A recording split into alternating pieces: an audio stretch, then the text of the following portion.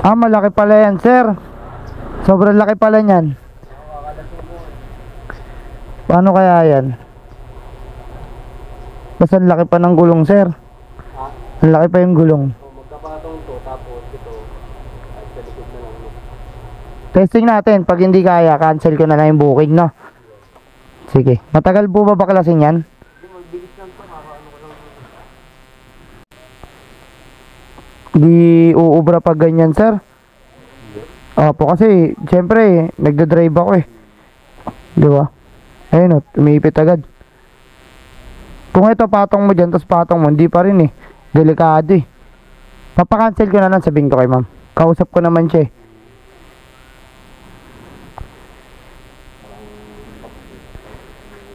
Ano pa? Tawagan ko ito. Apo. Wala, di ubra talaga, sir. Mahaba pala, sobra. Kala ko yung, sabi niya kasi yung regular lang na, ay yung ano lang eh.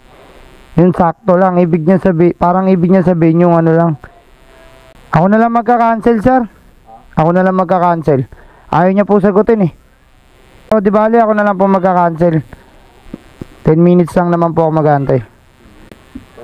Sige po. Mas maganda dyan, sir, ano, pabook nyo sedan. O, siya naman po magbabayad ng delivery fee, di ba? Sabihin nyo, kung gusto nyo po talagang makuha yung item, eh, i-book nyo ng sedan. Para at least kahit pa paano, safe din sa, ano, sa paggatid nyan dun, di ba? Okay na, sir, ako na po nag-cancel. Pasabi na lang po, salamat po, pasensya na. Po, di na po talaga kasi kaya eh.